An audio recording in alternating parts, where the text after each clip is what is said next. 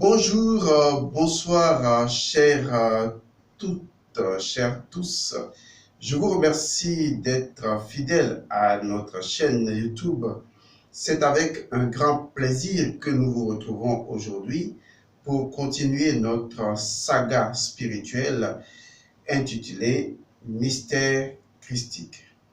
Il est donc important pour nous d'approfondir les arcanes de la spiritualité christique afin que les uns et les autres qui êtes abonnés, n'est-ce pas, à cette forme de spiritualité, eh bien, comprenez que la connaissance est une et universelle tant que l'on entre dans l'aspect ésotérique, c'est-à-dire dans l'aspect caché des choses. Et ce n'est pas nous qui le disons.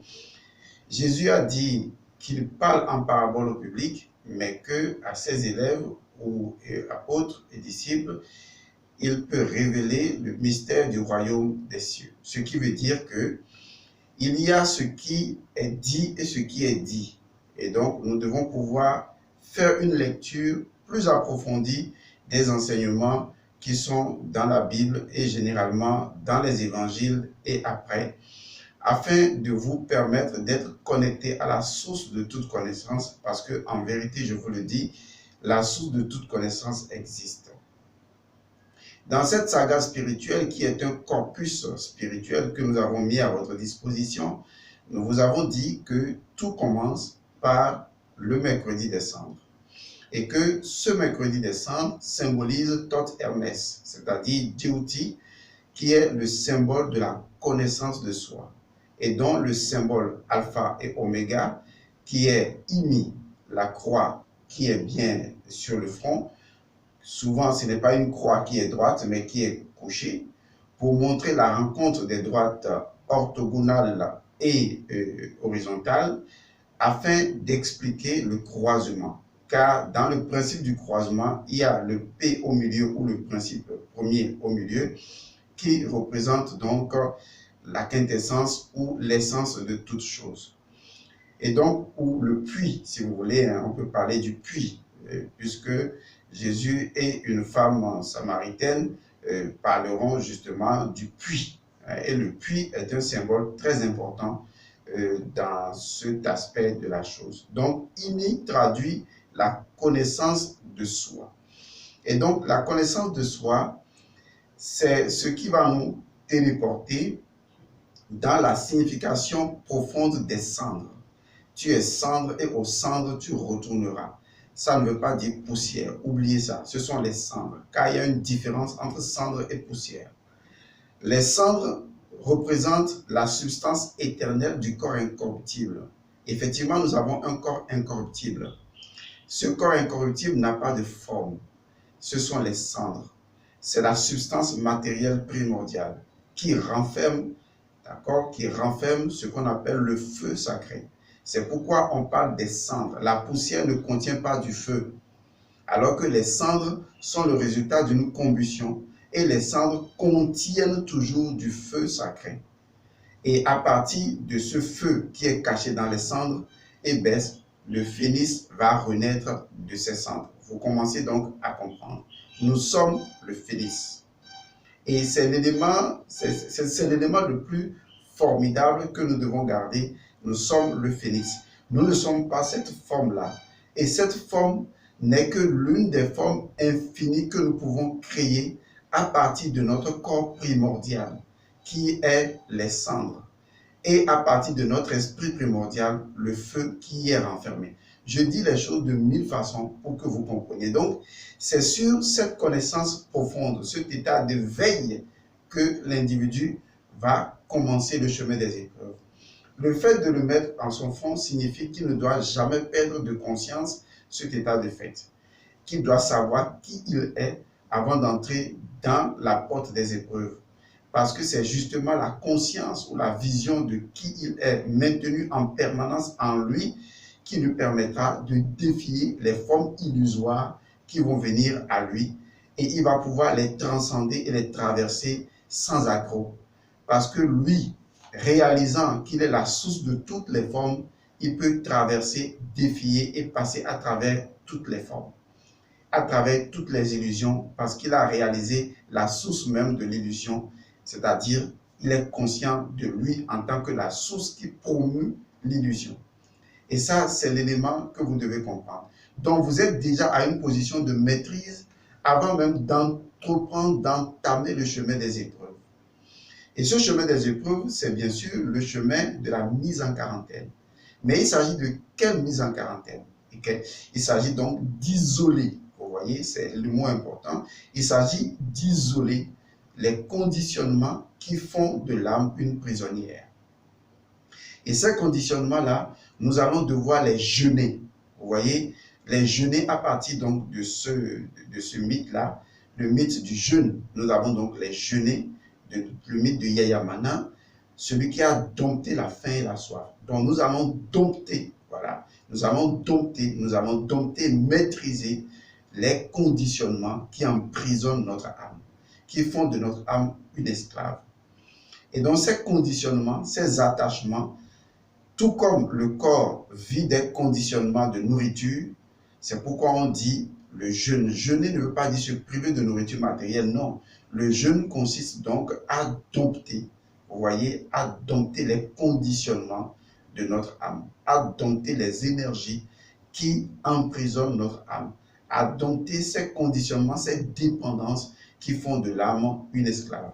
Parce que l'âme a une nature, a une double nature. Une nature vicieuse et une nature vertueuse. C'est-à-dire que l'âme, de par sa neutralité, peut verser dans le vice comme dans les vertus. Et donc, c'est à nous de dompter les énergies du vice, de ce qui n'est pas vertueux. C'est à nous de dompter ces énergies-là, de les maîtriser, de nous en priver. C'est-à-dire d'avoir une conscience claire de la privation, c'est-à-dire d'avoir une conscience claire de la domination, du détachement que nous avons à l'endroit de ces dépendances-là, qui deviennent beaucoup plus tard la prison de l'âme. La question est de savoir, ces dépendances-là constituent réellement quoi? Ces dépendances constituent de la nourriture dont vous vous abreuvez. Par exemple, vous avez faim de la luxure. C'est pour ça que vous êtes toujours dans cet état de choses. Vous avez faim de la colère. C'est pour ça que vous êtes toujours dans la colère. Vous avez faim de la gourmandise. Vous avez faim de l'attachement émotionnel ou autre attachement. Vous avez faim de l'arrogance. Vous avez faim de tous les péchés capitaux. Vous en avez faim. C'est très important de comprendre ça. Vous en avez faim. Ça veut dire quoi? Ça veut dire que tant que vous ne les prenez pas, vous ne sentez pas que vous êtes vous. Vous n'en êtes peut-être pas conscient. Ça peut être un phénomène inconscient. Parce que l'humanité a été forgée sur le fait qu'elle accepte qu'on doit lui mentir. Et souvent, quand vous voulez sortir les gens de leur confort, les gens ne se sentent pas bien. Vous voyez, quand vous voulez priver quelqu'un de la consommation de cigarettes, la personne se trouve totalement déstabilisée. Et la personne dit, mais non, moi je ne vais pas me priver de ça. Parce que les cigarettes lui permettent de combler un vide émotionnel ou un vide psychologique. Donc, il a faim de ça. Vous comprenez maintenant? Il a faim de ça. Maintenant, c'est à lui d'assécher. Vous voyez, d'assécher la tendance énergétique qui le pousse à avoir faim. Le fait d'assécher cette tendance-là, c'est ce qu'on appelle la mise en quarantaine. C'est ce qu'on appelle jeûner. Car c'est de l'assèchement de cette tendance qu'on va avoir la possibilité de dompter ça. Et c'est ce que ça veut dire jeûner, c'est dompter les dépendances. Au lieu d'être dompté par les dépendances, au lieu d'être dominé par les dépendances et d'avilir l'âme, comme l'intempérance envahit l'âme, nous allons maintenant prendre le dessus et gagner de la tempérance et dominer les dépendances, dominer les conditionnements, dominer les intempérances. Voilà de quoi il s'agit. Et donc, sur ce chemin, il nous faut aller de façon étapique. Et la première étape, c'est ce que l'histoire a rapporté de Jésus dans sa tentation, lorsque le diable dit « transforme la pierre en pain ». Il ne s'agit pas d'un pain, d'une pierre réelle et d'un pain qu'on doit manger. C'est une métaphore pour dire que le diable demande, je n'aime pas trop le mot diable, mais on est obligé de l'utiliser, ou Satan, on est obligé de l'utiliser, mais je vais dire l'existence même à travers ces épreuves vous pousse à vouloir commettre une forfaiture spirituelle, à commettre des actes contre nature. Car dans la lignée d'évolution de ce que je pourrais appeler le pain, Il faut une graine qui va devenir, donc, produire du blé et ensuite on va avoir le pain. Mais ce n'est pas la pierre qui produit ça. Donc, de façon alchimique, le, le, le contexte est déjà faussé.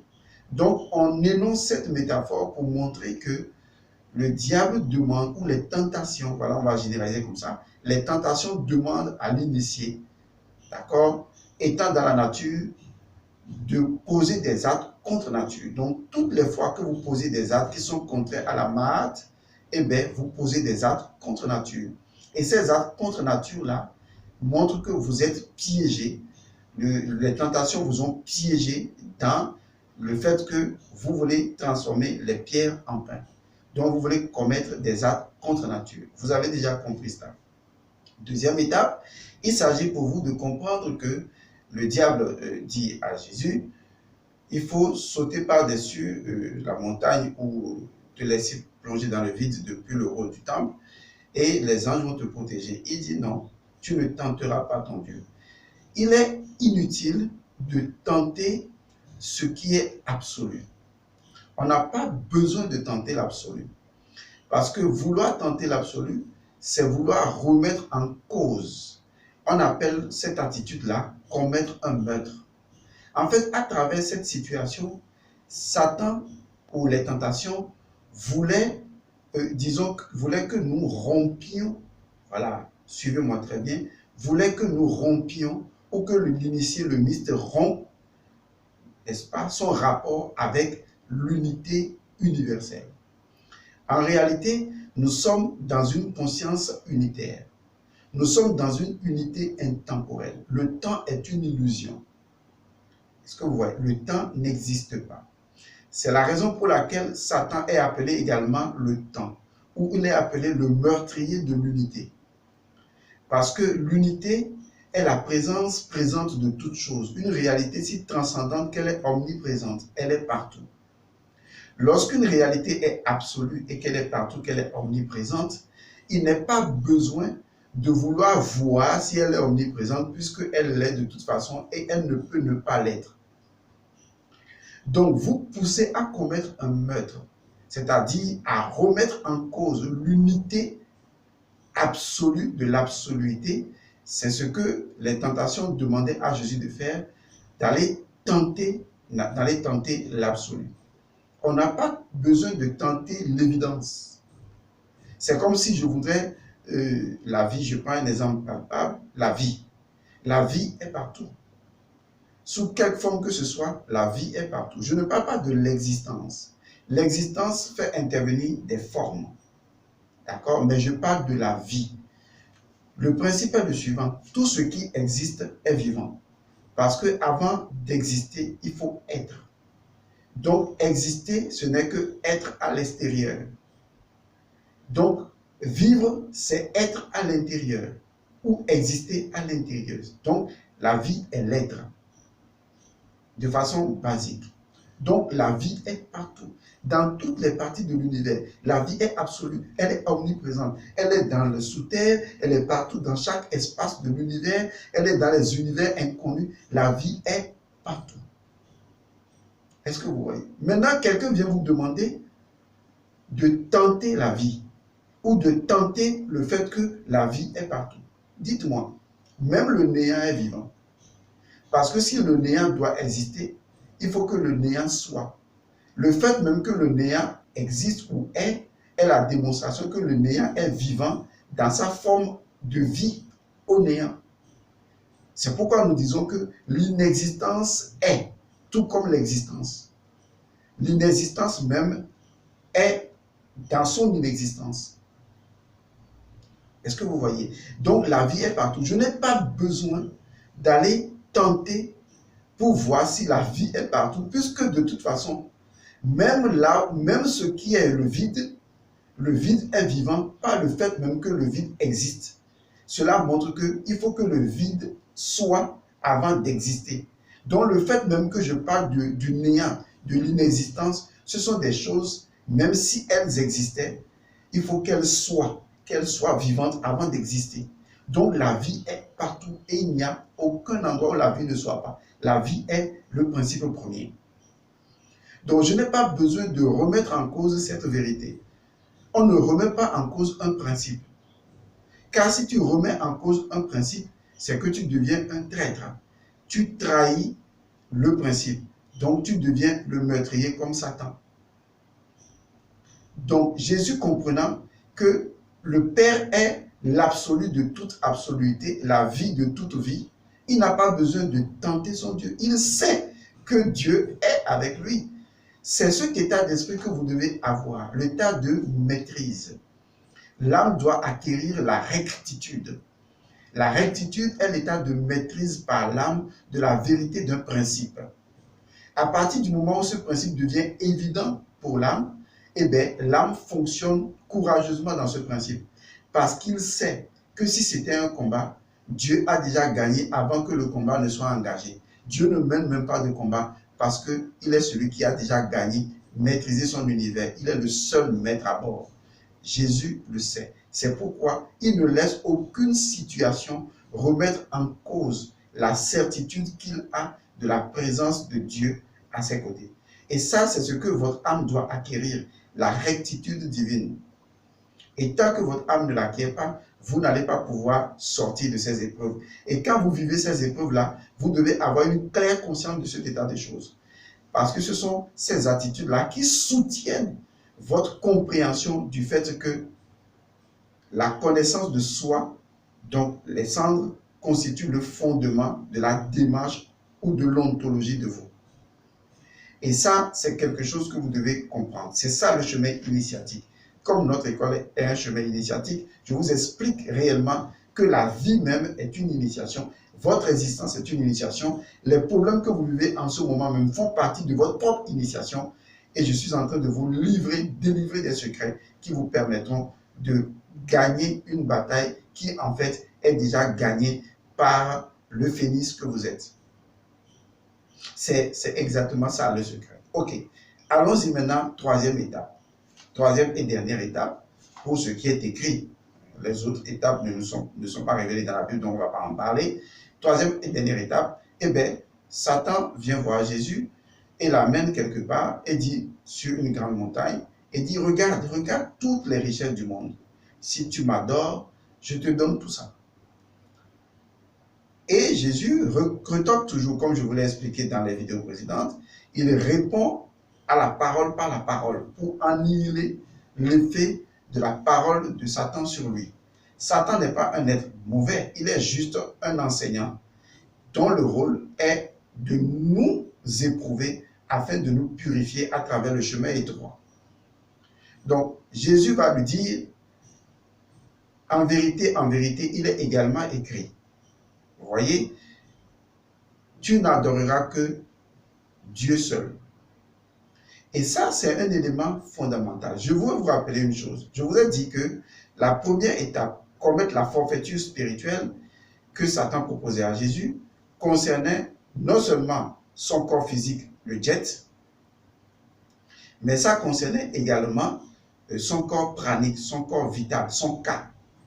Jésus n'est pas, à ce qui est raconté, tombé dans le piège. Deuxième étape. Satan va s'attaquer maintenant à l'âme de Jésus pour voir si l'âme vit dans la rectitude spirituelle. Il se rend compte que l'autre lui a dit, tu ne tenteras pas ton Dieu. Bon, il reste dans la rectitude spirituelle. Ok. Maintenant, il va s'attaquer à une autre dimension de Jésus. Et cette dimension, il lui dit, il est écrit, tu n'adoreras, enfin, tu peux te jeter, non, pas peut te jeter, si tu m'adores, je vais te donner toutes les richesses du monde. Et l'autre lui dit, en vérité, il est également écrit, tu n'adoreras que Dieu seul. Qu'est-ce que cela veut dire concrètement? Cela veut dire tout simplement que nous sommes ici au troisième niveau d'évolution, qui concerne le mental, qui concerne notre mental, pas l'esprit. J'ai déjà fait la différence entre les deux. Il y a une différence entre l'esprit et le mental. L'esprit, c'est l'essence première de toute chose, c'est qui nous sommes vraiment. Je peux même désigner cela comme étant les cendres avec le feu. Mais le mental n'est qu'un corps. Mais l'esprit ne peut pas non plus agir sans le mental. L'esprit a besoin du mental pour pouvoir agir. C'est pourquoi le mental vient de mana et le mental désigne ce qu'on appelle le principe capacitaire ou le principe d'efficacité et est lié également à ce mana-là, est lié également à notre pouvoir magique. Donc, Jésus a dit déjà quand vous lisez les Écritures par rapport aux évangiles, il a dit, tu n'adoreras pas Dieu et l'argent. C'est-à-dire que ton esprit, enfin ton mental, doit avoir un seul maître. Parce que lorsque il dit, soit tu choisis Dieu, ou soit tu choisis Mammon ou l'argent, ce n'est pas ce que ça veut dire. Parce que les deux symboles, à savoir l'argent, d'accord, et Dieu, il faut les comprendre métaphysiquement. L'argent provient du mental. C'est le mental qui a initié l'argent. D'accord? Alors que Dieu est lié à l'esprit. Jésus était simplement en train de dire à ses disciples, est-ce que c'est votre mental qui est maître de votre esprit ou c'est votre esprit qui est maître de votre mental?